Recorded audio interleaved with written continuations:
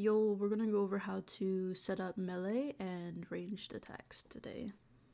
So first thing we're gonna do is just add a new state machine, and this will cover our melee attacks. And we might rework this to make it better later, but at least you get the projectile and the melee attack working. We're just gonna start with this. I'm just going to drag out and do select animation by bool.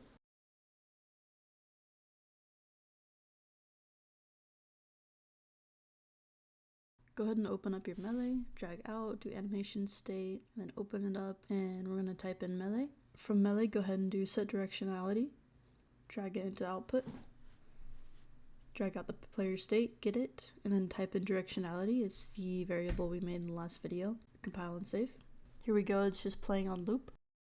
So we're just going to grab in the player base, get our variable is attacking, and then drag it into animation by bool. And then now when we click, it's attacking, but it's looping. So here I was going to have the animation override, but I'm actually just going to hard set it into the IA and just have it run controlled by a bool. Also really quick, make sure you have these variables on your BP player. It just is holding move and is attacking. So go ahead and go into your animation again, your melee, and click on the node and then uncheck loop animation, push play. So now if you click, it only plays it once. So we're just going to go ahead and fix that really quick.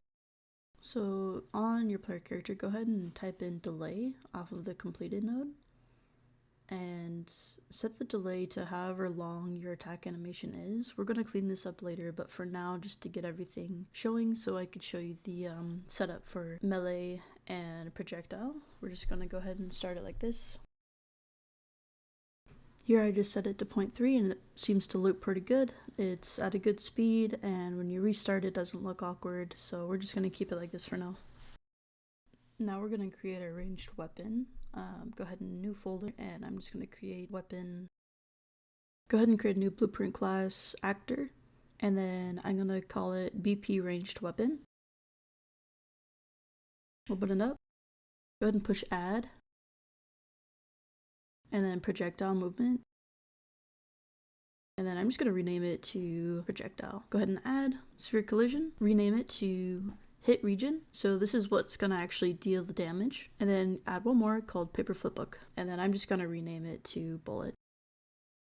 Now go to your flipbook, and we're going to have to just import our bullet sprite. So I'm just going to go ahead and create a folder called weapons. And then in that, I'm just going to create another folder called ranged. In that, I'm going to create another one called melee. Open up range, one more folder called bullet types.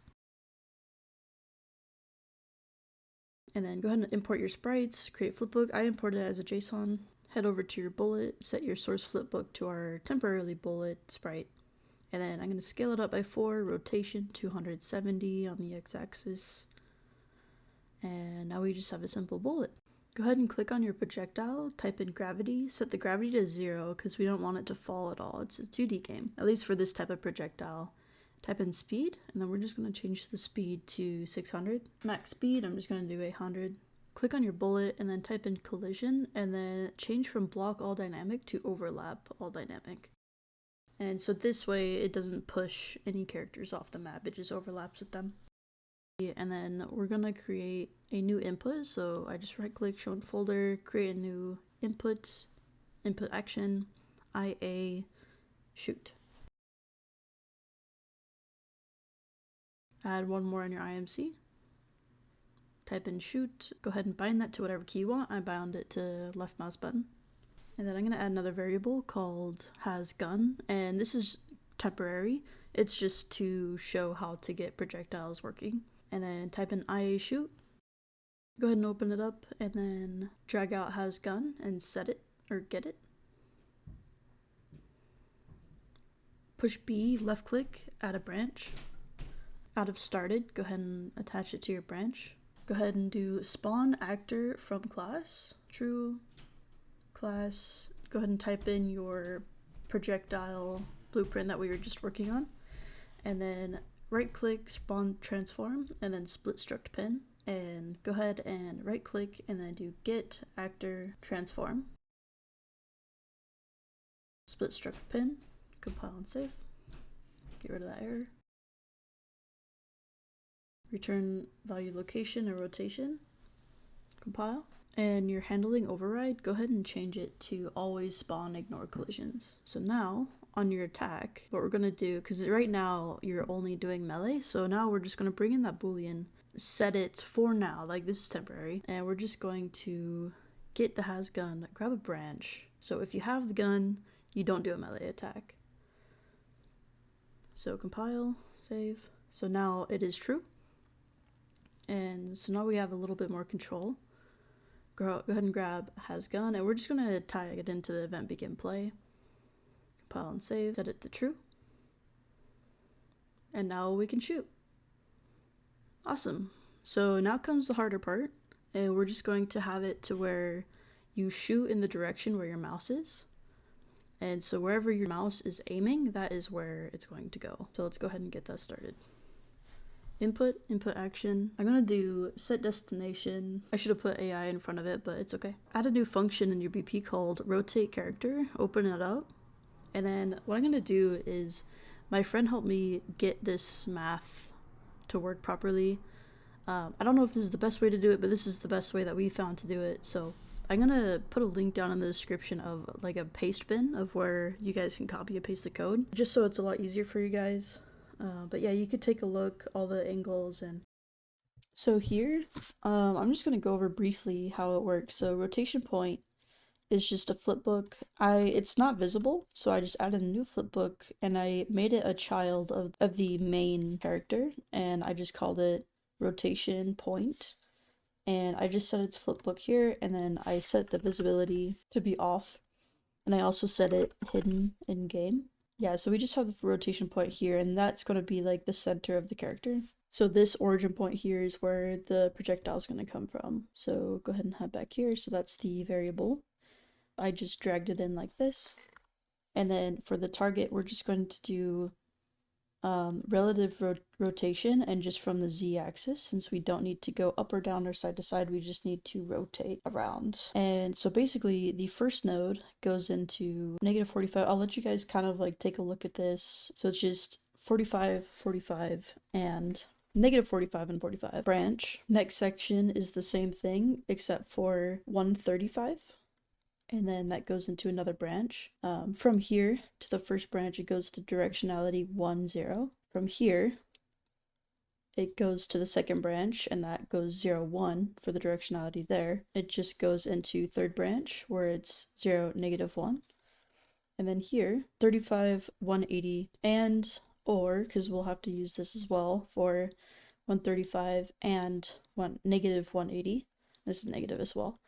And that goes into the third and fourth direction, and so that's -1, 0, -1, and then -1 and 0. So if you guys want to copy and paste this, just because it's a lot of entering and just so you get it right, just make sure you have this directionality variable, which if you've been following, you should already have it. But yeah, and it should work just fine after that. And you can even like print strings if you need to see if anything's wrong, but I'll include the link to where this goes in the description.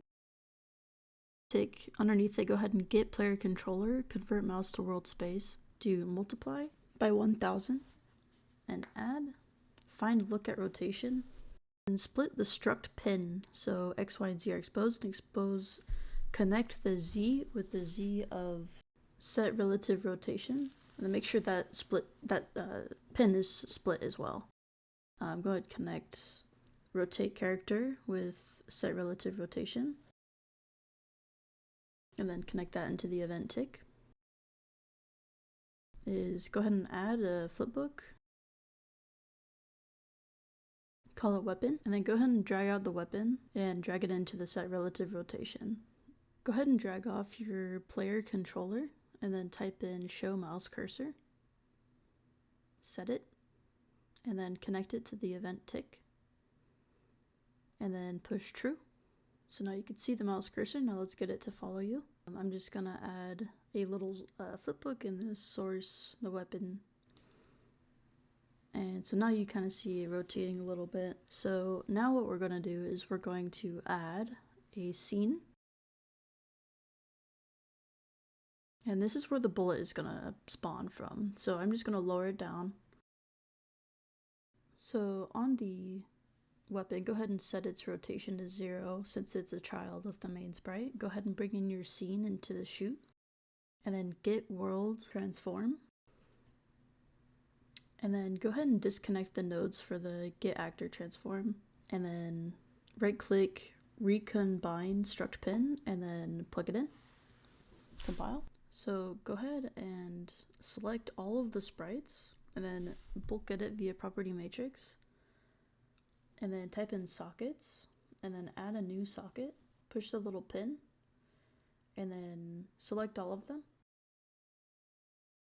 Go ahead and type in socket again and then rename your socket to whatever you want. I'm just going to call mine pistol because that's I'm eventually going to put a pistol animation there. So go ahead and close that and you'll see the socket here in front of you, and you can mess around with this as much as you want, but for the purposes of this video I'm just going to keep it like this.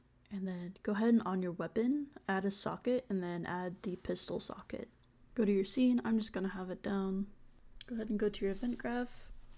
Go ahead and disconnect the spawn transform because now it's just spawning from your socket. So when it's connected it won't move, but now that it's separated it will. Make sure on your rotate character the variable on the left is your weapon, and there you go. And now you can see it's kind of overlapping with you, so when you're facing up, let's go ahead and fix that really quick. You just want to do the bullet and then change it from mask to translucent lit sprite material. And go ahead, open up project settings, type in sort, scroll down to sort by distance and change it to sort along axis, and then close. So now when you shoot up, it won't overlap your player and it'll just stay in front of you. There you go. Next video we're going to cover character customization. I've gotten pretty far on it. I wanted to include it here, but I think just separating them into little videos will be a lot more easy to digest, and yeah, coming soon. Peace, peace. Just so you guys know, I have a game on Steam that's ready to wishlist, so if you guys could wishlist this game, it'd be amazing. It's called The Red Forest, and basically it's a psychological horror turn-based game. It's story-driven. I've been working on it for the past year. I created this story back in 2019 and I finally was able to start working on it last year when Unreal made a whole bunch of updates that I really love. But yeah, if you guys could wishlist it, that'd be amazing. Also, if you join the Discord, you can access the demo so you can play it as we progress through the game. Thank you so much. Peace.